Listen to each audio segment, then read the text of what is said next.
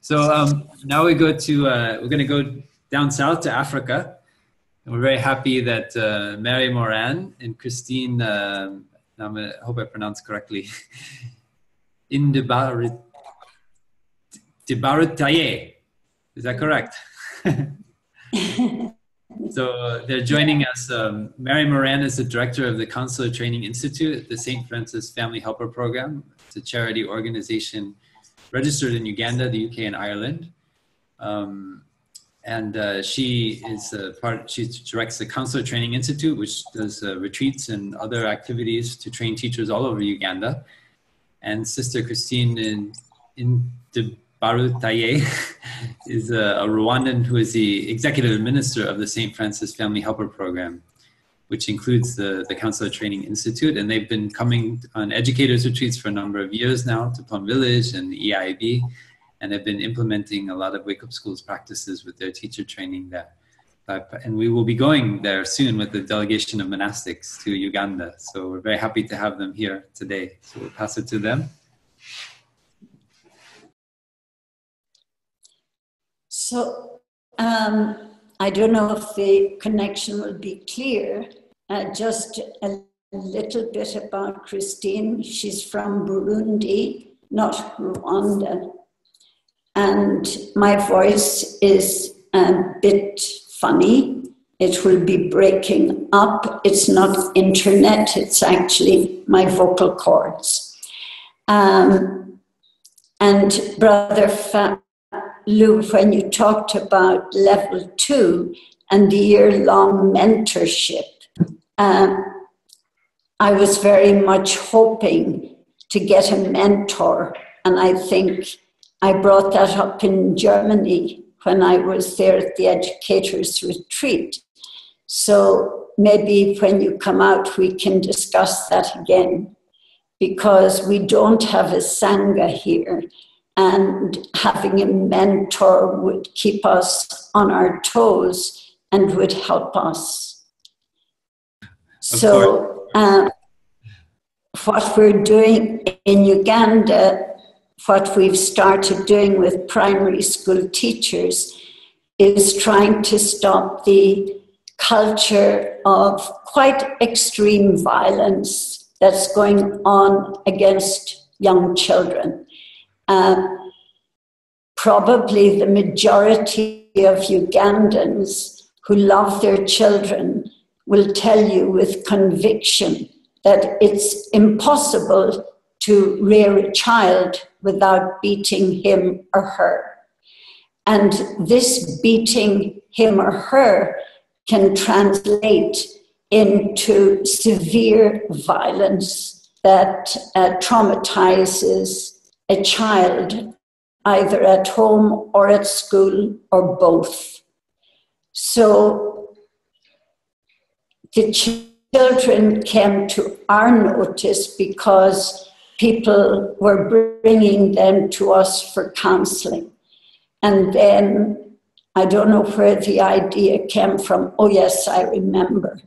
A group of German volunteers came out to work in primary schools here to give their services, and they were really shocked.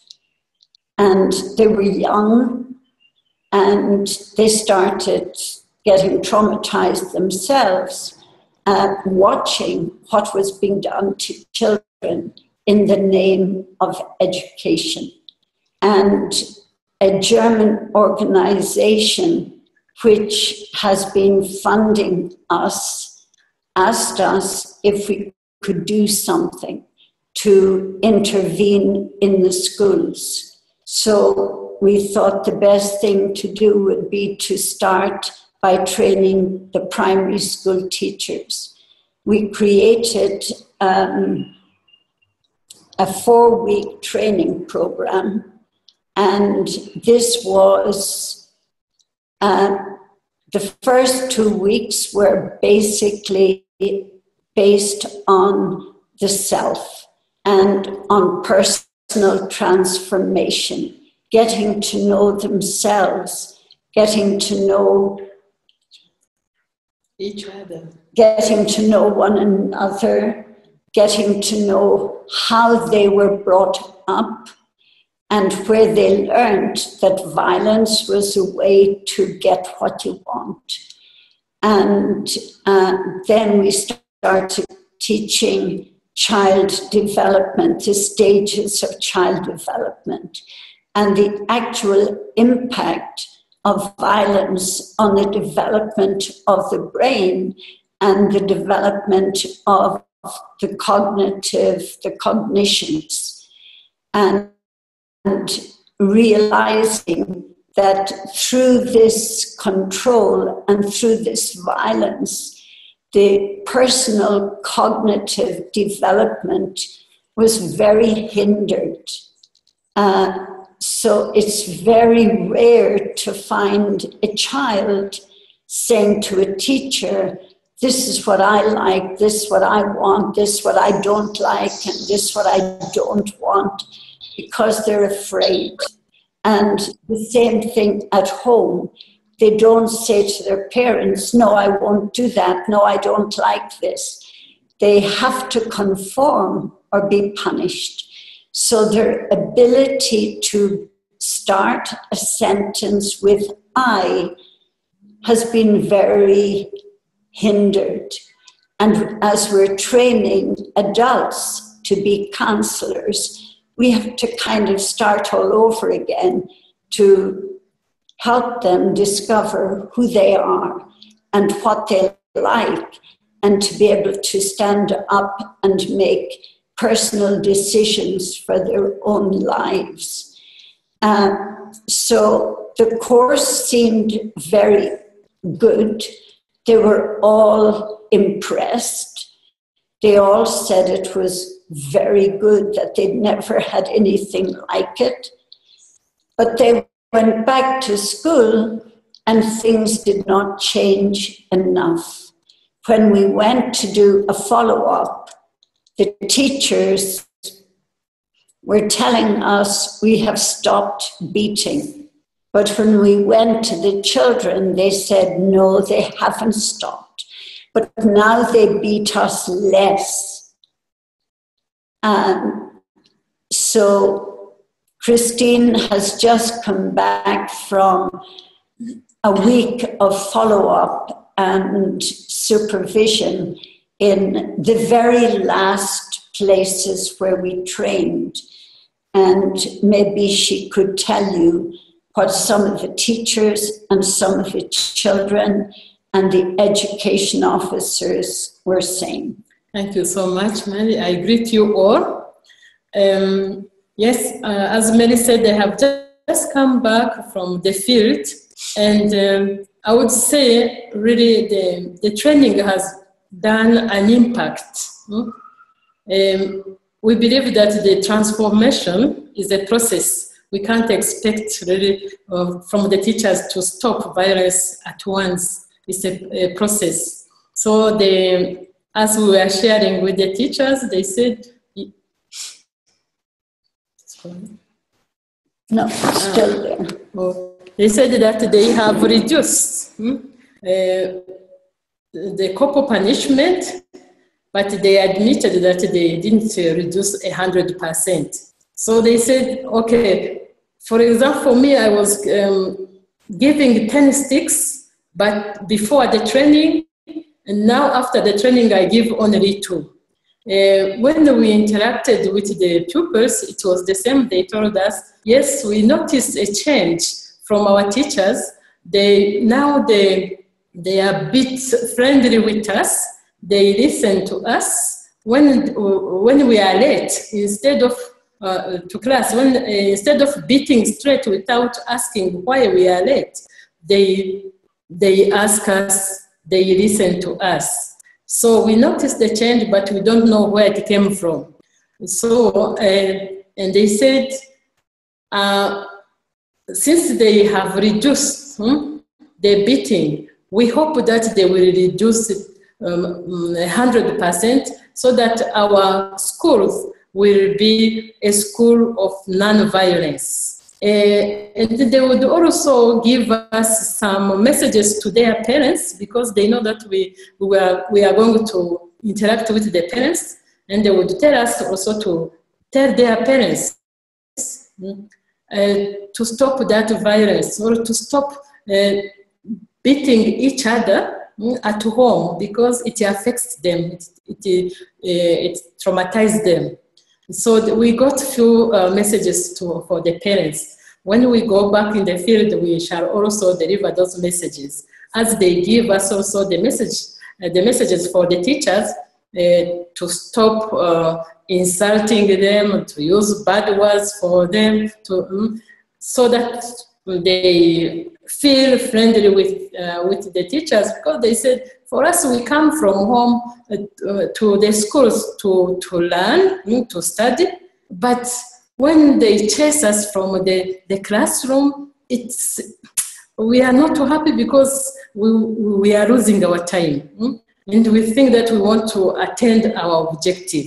So in summary, I would say really what we are doing, it is helping them, even if our expectations are not met as we thought. Right. When we were at the retreat, Christine and I in Plum Village, the 3-week summer retreat, if you remember, Brother Faplu, I asked if we could photocopy that Happy Teachers Change the World of time. And we photocopied. And our idea was that every completely violent-free school would get a framed reward of this logo. So far, unfortunately, only 2 schools have been awarded this. That means they've totally eliminated violence, and action is taken if any teacher breaks that school rule. So then we discovered that we needed head teachers. And when we were, I think, in France or in Germany or both, we started this discussion about the possibility of your coming to Uganda. And for us, this is a miracle. It is a miracle. And we're expecting miracles to happen from it. We're just, these teachers, not only, they have been brought up in a culture of violence. I don't think there would be a single teacher in our classroom of 50, 60, or 70 who can say that she has been brought up in a violent-free home and that she's in a violent-free marriage. There's just too much of this that is culturally bound. So they're not used to nonviolence, they're not used to silence, they're not used to this total mindfulness. We are training all of them in mindfulness, and we have mindfulness walks and mindfulness practices every single day. But we're hoping from this 5-day retreat, the best that we're hoping is that they will turn up, and the second is that they will stay, that they won't run home after 1 day of not knowing what's next. Have 5 days of mindfulness, mindful eating, mindful speaking, mindful walking, mindful talking. It's going to be... Please, we can have mindful dancing.